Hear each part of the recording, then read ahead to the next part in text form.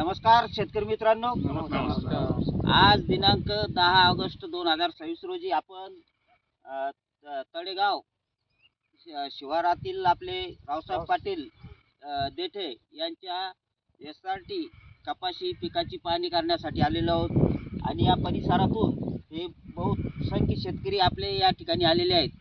आता या ठिकाणी आपण या कपाशी मध्ये कशा प्रकारे दादांनी नियोजन केलं हे आपण त्यांच्याकडून जाणून घेऊ. दादा, सर्वप्रथम तुमचं नाव सांगा. रामराम मंदिर. रावसाहेब त्याजराव देठे, नळणी खुर्द, राहणार नळणी खुर्द, तालुका भोकरदन, जिल्हा जालना. बरं, तुम्ही यावर्षी SRT पद्धतीने शेतीला सुरुवात केलेली आहे. याची सुरुवात करण्यापूर्वी तुम्ही अगोदर SRT बद्दल कसे माहिती मिळेल तुम्हाला? माहिती असे, मी डॉक्टर साहेब पोटे साहेब वालसा यायचे मी 1-2 व्हिडिओ पाहिले. मग प्रत्यक्ष मी एप्रिल महिन्यात आपले डॉक्टर साहेब पोटे यायचे शेतात गेलो. मी एक पांडे म्हणून दोघं त्याची शेती पाहिली. तेव्हापासून माझ्या मानत आलं बा आपण मी 2-3-10-12 एकर 2-3 एकर करून पाहू. मग त्या पद्धतीने आम्ही तुमची शेती पाहिली एप्रिलमध्ये. त्या पद्धतीने आम्ही यंदा बेड काढून शेती करायला सुरुवात केली. तर या शेतीमध्ये करताना तुम्हाला काय समस्या आल्या, आता काय नाही? समस्या अशा आल्या, पाहिलं ना आलं बा आम्ही गवत झालं तर भक्कम सर्किट उभारला आली. घाबरलो होतो. तुमचे व्हिडिओ पाहून काही आपले सरपंच पळसखेडचे बापू यायचे व्हिडिओ पाहून बा काही घाबरायचं नाही म्हणलं. मुलाला आपण काहीतरी नियोजन करू. मग पाणी पाडलं आम्ही रोंडा पाणी टाकलं. ती फवारणी आमच्या मुलांना केली. तर तण वाळायला लागलं. ते राहिले ते समजा आम्ही थोडं उपटून घेतलं आणि खाली टाकून दिलं खाली. या ठिकाणी आपण बघू शकतो दादा, इकडे बघा. आता या ठिकाणी आपल्या या कपाशीच्या उंचीबरोबर एवढं प्रचंड तण या कपाशीमध्ये झालेलं होतं आणि पूर्ण कपाशी ही पूर्ण तणांनी झाकून गेलेली होती. पण दादांनी मला या ठिकाणी फोन केला एक दिवस, म्हणे आता आपल्या कपाशीमध्ये खूप तण झालेलं आहे, आता याच्यावर पर्याय काय? आमची घरची मंडळी आम्हाला भांडू राहिली. भांडत होते की तुम्हाला घरची मंडळी? भांडले ना, रागा दामला जायला एक दामला म्हणलं काय आम्ही. पण मग आमचा मुलगा जरा हे त्यानं पाहिलं थोडंफार तेव्हा काही घाबरायचं आपण ते काहीतरी नियोजन करू. तर आम्हाला आता समाधान वाटून राहिलं गवत गेल्यामुळं. त्याच्यामुळं आता बा आपण अजून मागच्या वर्षी आम्ही 2-3 एकर वाढवणार आहे. हे आपले चिरंजीव आहे की नाही? दादा, तुमचं काय नाव आहे? अंकुशराव देठे. आईचे ना बाबाची भांडण होत होते की या बद्दल? ते ना आई पंढरपूरला गेली जातात नव्हतं. पंढरपूरून आले ते तण पाहिलं सर एवढ्याले. ते तण कधी पाहिलेलं असं का? आता या ठिकाणी असे आता ज्या नवीन शेतकरी आहे यांना याबाबत माहिती नसतं की आपल्या कपाशी असेल किंवा इतर पिकं असेल याच्यामध्ये जर तण झालं तर शेतकरी घरामध्ये भांडणं लागतात या SRT मुळं. पण ज्या शेतकऱ्यांना आता माहिती आहे की SRT पद्धतीमध्ये किती तण झालं ते तण आपल्या फायद्याचं आहे. तण देई धन. आता हे जे एवढं प्रचंड तण या ठिकाणी झालेलं आहे, आता हे जे तण हे कुजून आपल्या जमिनीला सेंद्रिय कर्ब मिळणार आहे याच्यातून आणि आपली जमीन सुपीक बनणार आहे आणि गांडुळांना यातून खाद्य पण तयार होणार आहे. आता या ठिकाणी हे दादा आलेले आहे आपले तळेगावचे सरपंच माननीय मुकुंदरावजी देशमुख साहेब हे या ठिकाणी आलेले आहेत. दादा, तुम्हाला काय वाटतं बरं या कपाशीबद्दल, या SRT बद्दल? सर्वप्रथम म्हणजे SRTचा असा फायदा आहे की आता बेडवर घेतल्यामुळं आणि तणामुळं जमीन एकदम अशी एकदम तिची झाली, एकदम मास एकदम म्हणजे आता तर जमीन एवढी टाईट असते, एकदम नरम झालेली जमीन आहे. आणि SRTचा खूप असा चांगला फायदा वाटू लागला आणि आपण पाळी आणत नाही त्याच्यामुळे गांडूळ तयार होऊ लागले आणि ती जिवंत राहू लागली.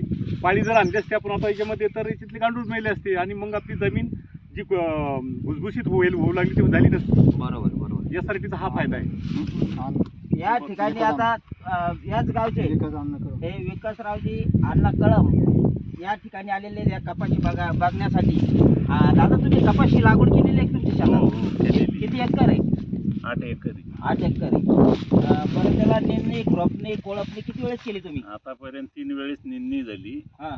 पण मग त्याचा आज ही कपाशी कपाशी पाहिल्यानंतर असं वाटू हा. लागलं की आपण यासाठी केलं असतं तर चांगलं झालं असतं. म्हणजे याच्यामध्ये आणि आपल्या SRT कपाशीमध्ये हा. आणि तुम्ही जी पारंपरिक पद्धतीने जी कपाशी केलेली याच्यामध्ये काय फरक जाणवतो तुम्हाला? आणि फरक म्हणजे याला फवारण्या पण खूप कमी लागल्या हा आणि कपाशीची क्वालिटी खूप छान आहे. हा आमच्या आतापर्यंत 3 फवारण्या झाल्या, त्यांची एकच फवारणी झालेली. बरोबर आहे. आणि तुमचे निंदण्याच्या मध्ये हा, किती आणि खर्च निंदण्याचा- हा 3 फवारण्या झाल्या, त्याच्यामुळे तो खर्च भरपूर वाढला. खर्च किती झाला तुमचा निंदायला? निंदायला आता जवळपास 20-25 हजार रुपये खर्च झाला. बरं, आता दादांची आता या कपाशीला यांची फक्त राऊंड पाणी आपले त्यांचं आता हा. ते सांगू नाही, लागले नाही, 2000 रुपयामध्ये पूर्ण खर्च येऊन गेला तणमुक्त त्यांचा. शेती झाली. तणमुक्त. मग हे- तुम्हाला ही शेती पटते का अशा हो पद्धतीने हो केली? 100% पुढच्या वर्षी आम्ही 5-10 एकर करू शकतो. असं का? बरं. आता सरपंच साहेब आलेले आपल्या या ठिकाणी पळसकर पिंपळेचे गणेशराव बापू. सरपंच साहेब बोला, काय मत आहे तुमचं याबद्दल? आम्हाला मार्गदर्शन करा सरपंच साहेब तुम्ही शेतकऱ्याला. नाही, आता माझं वैयक्तिक मत सांगतो किंवा आपल्या SRT जे शेतकरी आहे किंवा आपले SRT जे प्रचारक आहे त्याचं मत मांडतो मी.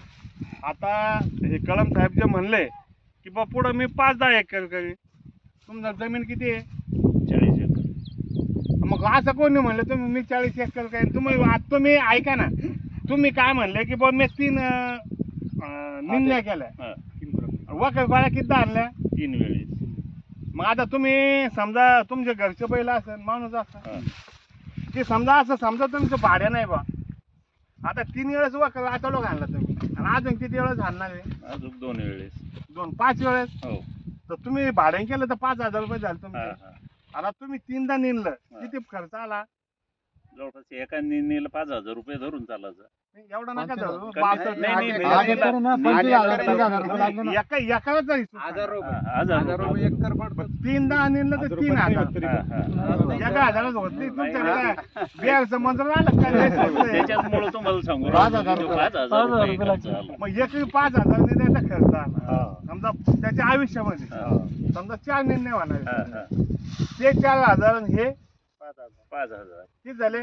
9,000. हे झाले नांगाठीचा खर्च. नागाटीचा आता एकरी 2,000 रुपये. मग किती झाले? 11. वाट्याचा खर्च 1,000 रुपये. 1,500 आणि हे. 1,500. आणि तुम्हाला बेड पाडायला 1,500 रुपये हा, हा, लागले. मग हा. एकूण किती झाला खर्च? जवळपास 15-16,000 रुपये खर्च आला एकरी. हा? 15-16,000 आता रुपये. 16,000 आला तर यायला हे समजा 3 वेळेस तणनाशक आणणार असं समजा. हा. तर एका फवारणीचा खर्च किती बाळा एकरी? 600 रुपये समजा राऊंड अप आणि समजा तो वाजता घेवा कुठली बी मजुरी धरू आपण. 900 रुपये. आता 1,000 रुपयांनी एक आहे. 3 तणनाशकाच्या फवारण्या 3,000. आता 16,000तून 3,000 वाजा केले किती राहिले खाली? 13,000. मग आता तुम्ही जर यासारखी शेती केली तुमची 13,000 रुपये प्रत्येक सालाला वाचत जाते. तर आपल्या कापसाला काय भाव आहे? 7,000. 7,000. तर मग आपल्याला 7,500 विकला समजा कापूस असेल किती पैसे लागते? ते बिन भरपूर खर्च आहे. 2,000. हा. 2,000 रुपये क्विंटल. आणि 1,000 रुपये क्विंटलच पकडू आपण. तर मग आपल्याला हे जर 13,000 रुपये झाले असतं ना याचा आपण 2,000 पकडले किती झाले? 15,000. हा. मग 2 क्विंटल कापूस तुमचा आजच घालत आहे ना. हा, हा. आणि पुन्हा टेन्शन नाही. नाही. आता मी एक SRT शेतकरी आहे. तर माझ्या टोंगाळीतलं गवत झालं तर मग आम्ही अगोदर लागवड केली आणि मग त्याच्यावर बिनाशक राऊंडअप आणलं. हा, हा. आणि आमचे जे जवळपासचे शेतकरी ते म्हणे डुबलंय शेत आता हे. हो. हा. आणि ते त्याला पाय ना बी ते म्हणे याच्यात कुठं कापूस उगला काही मेळ आहे का? ते म्हणले बरं का, हे म्हणे आपला माणूस येडा आहे गड्या, सरपंच जरी असला तरी येडा माणूस. हा, हा. मग ते गवत वाळलं 8 दिवसांना आणि तो कापूस उगला खाली. आणि मग 15 दिवस त्याला कोण पाहत हे काय पाहायचं लागेल म्हणे हे. पण मग 15 दिवसांनी पोगले कापूस तर टळटळ असा दिवस व्हायला कोंब गेम चांगला होता त्याचा. आणि मग ते जवळून पाहायला आपल्यापेक्षा तर कोंब चांगला आहे. आणि माझं दुसरं वर्ष आहे. बरोबर. मग अशा पद्धतीनं हे करावं लागतंय. कोणी नाव ठेवीन काही नाही, आपली बायकोच आपल्याला लावते. ते नावाला पागल झाला बाबा, हे कोणतं ऐकतो आणि काही बी करतो डुबवतो कोण घर. हो हो ना. पण याला अभ्यास केला गेला पाहिजे. आता तुम्ही नवीन शेतकरी, आता तुम्ही ऐका ना, तुम्ही इथं आले तर हे तुमच्या लक्षात आलं. हा, हा. आता तुम्ही गावातून पाहिलं ते लक्ष देत होतं नाही का? नाही नाही. मग आपले कसे खोडे पाहायचं काहीच नाही, म्हणजे अभ्यास काहीच करायचं हा, नाही. हा. आणि मग नुसतं नाव ठेवायचं. अरे बाबा तुला करायचं असं ना तर होऊन पाच केलं दहा- गेलं पाहिजे हा, ते आता थोडंफार. उदाहरण असतं, आपण आता आखाडी झाली पंढरपूरला गेलो, मग आपल्या गावाची विठ्ठल मंदिर नाही का? हा. मग पंढरपूरला कोण गेलो आपण, तिथे देव ओरिजिनल असं वाटलं आपल्याला गावाची वाटलं भाऊच नाही. मग तसं आपण आपलं गाव सोडून ते एकावरती शेतकरी, मग ते 100 किलोमीटरला असन, 50 असन, 200, त्याचा आपण पाहायला गेलं पाहिजे आणि त्याचा अभ्यास केला पाहिजे. मग आपल्या शेतात